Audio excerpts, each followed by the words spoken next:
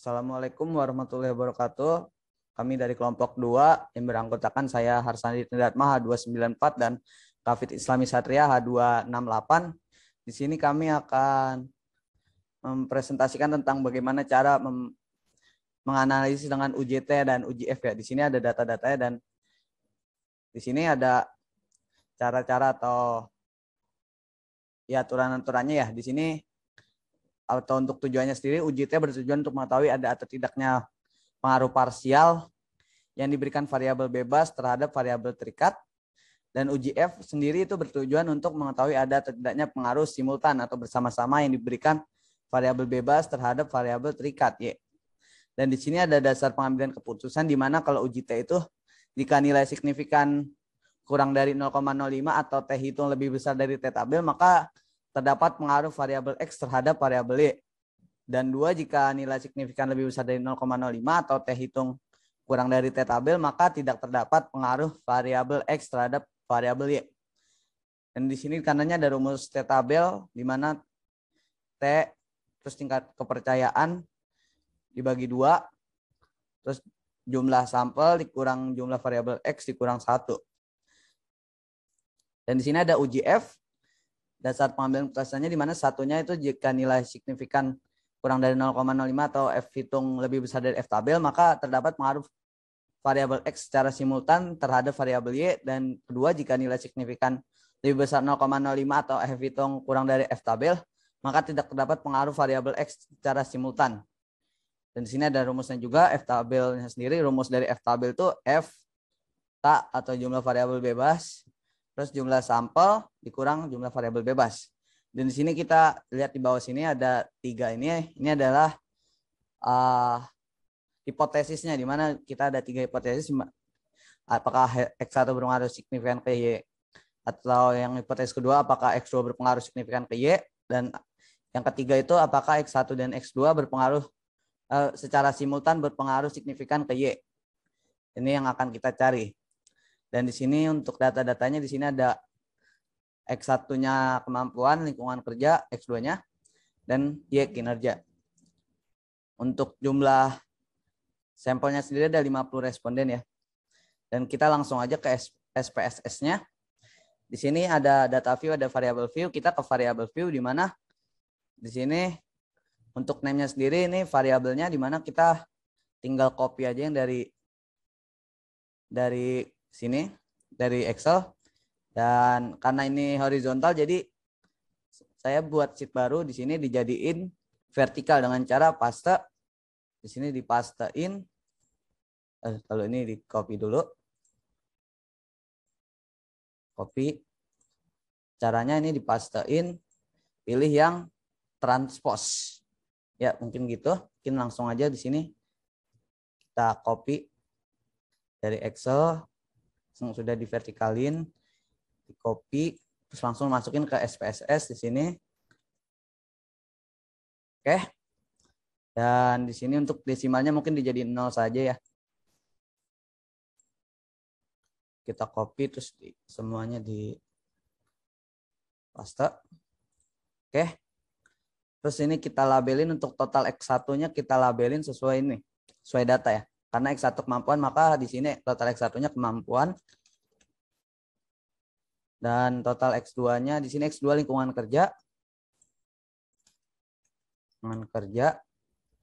Dan total Y-nya sendiri itu ada kinerja. Nah, setelah variable view di sini ada data view. Di sini udah ada variabel-variabelnya yang telah kita masukin. Nah, untuk data view-nya sendiri kita tinggal kopas saja dari datanya. Gini dengan cara di drag atau di blok ya. Ups, kejauhan.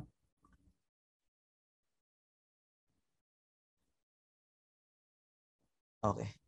Oke, ini tinggal di copy saja. Kita masukin ke SPSS-nya. Oke, ini udah masuk datanya.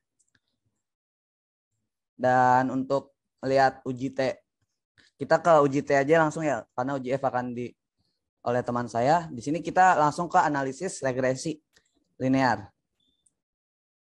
Dan karena dia parsial ya atau satu-satu, maka Di sini independennya pun satu-satu kita. Dependennya kita giniin dulu dari kinerja Y. Ini kinerja Y ke dependen. Dan ini kita kemampuan dulu. Oke. Nah, di sini udah ada ini. Oh ya, sebelum itu mungkin di sini ada menghitung T tabelnya di mana di sini ada alfanya tingkat kepercayaannya di sini kan 0,05 ya, tingkat kepercayaan 95%, maka di sini 0,25 karena 0,05 dibagi 2 ya. Jadi 0,25. Di sini N min K min 1 karena N-nya jumlah sampelnya ada 50, maka N min K min 1-nya itu 47. Dan untuk T tabel 0,02547 itu kita lihat di sini ada, kita lihat di sini. Saya dari wiki ini ya, dari website ini. Kita cari yang 0,02547.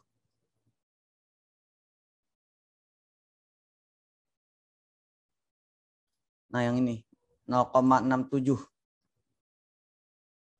Oh, bukan 0,025 yang ini nih.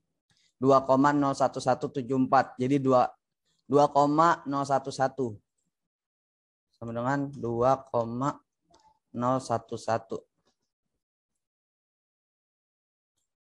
Maka kita gini nanya di sini. Kita buka SPSS-nya lagi. Di sini ada koefisien ya.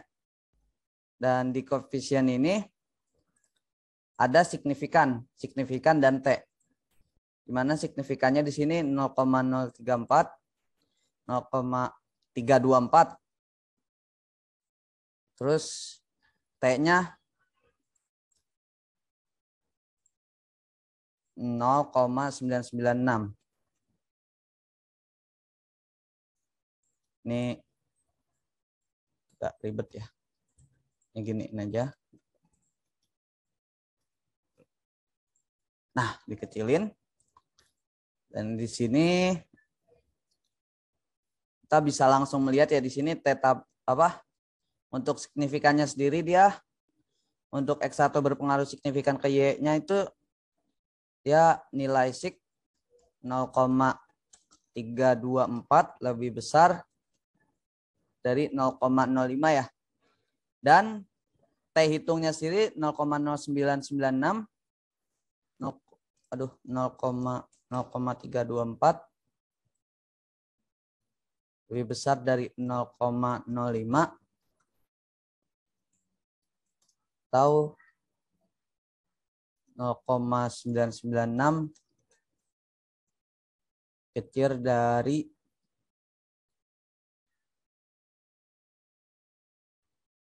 2,011. Nah, karena ini dia apa? Nilai signifikan dari X1-nya dia lebih kecil dan nilai signifikan 0,05 dan T hitungnya lebih kecil, nilai signifikan lebih besar dan T hitungnya lebih kecil dari T tabel, maka di sini X1 tidak berpengaruh signifikan terhadap variabel Y.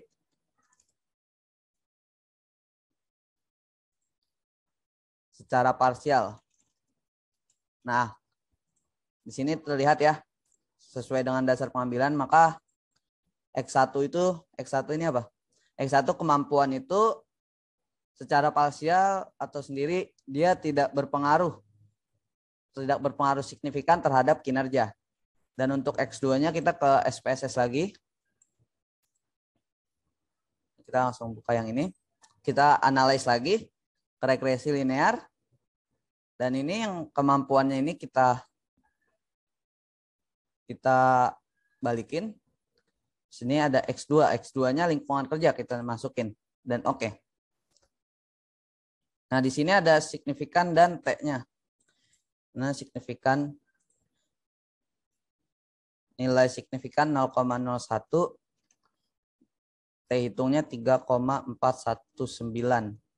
Oke, di sini berarti kan 0,001 lebih kecil dari 0,05 atau 3,419 lebih besar dari T tabelnya 2,011. Sehingga di sini X2-nya itu X2 secara parsial berpengaruh signifikan terhadap variabel Y, atau mungkin pakai ini, lingkungan kerja itu berpengaruh secara signifikan terhadap kinerja. Nah, mungkin untuk uji F-nya bakal dilanjut oleh rekan saya. Untuk Kafid, saya persilakan.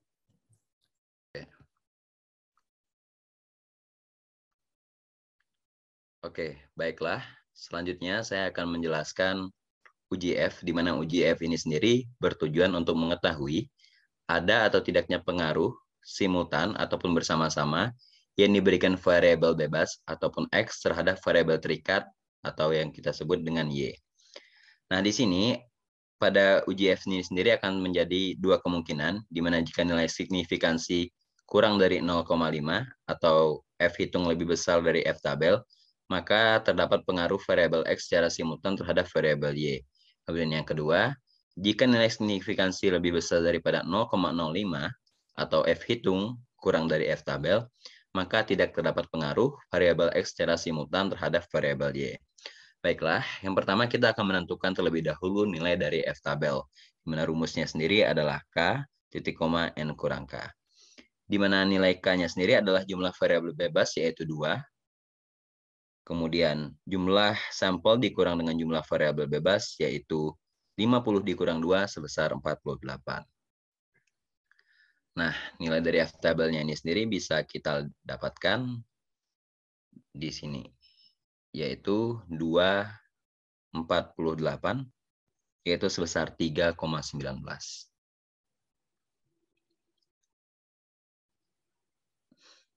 Baiklah, selanjutnya kita akan langsung saja membuka aplikasi SPSS-nya. Di mana yang membedakan antara uji F dan uji T, jikalau uji F ini langsung dimasukkan dua variabelnya sekaligus terhadap variabel Y-nya. Mungkin boleh dibuka langsung ke Analyze, Regression, Linear. Ya, seperti yang sudah terlihat, di mana kemampuan dan juga lingkungan kerja sebagai variabel independen dan juga kinerja sebagai variabel dependennya. Boleh di-oke-kan?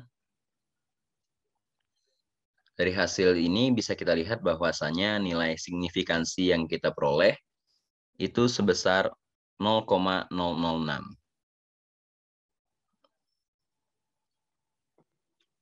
Dan juga nilai dari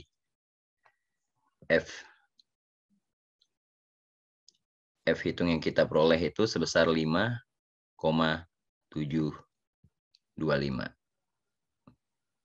Nah, dari sini bisa kita lihat bahwasanya nilai signifikansi yaitu 0,006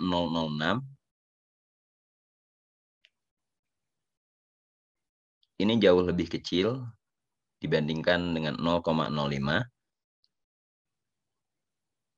atau F hitungnya yaitu 5,725 lebih besar dari 3,19. Nah, dari hal tersebut, ini sesuai dengan pernyataan yang pertama, di mana jika nilai signifikansi lebih kecil daripada 0,05 atau F hitung lebih besar dari F tabel, maka dapat disimpulkan bahwasanya X1 dan X2 berpengaruh secara simultan terhadap variabel Y.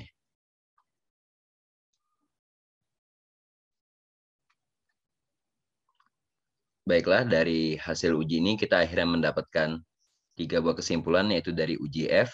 Yang pertama, di mana X1 secara parsial tidak berpengaruh signifikan terhadap variabel Y.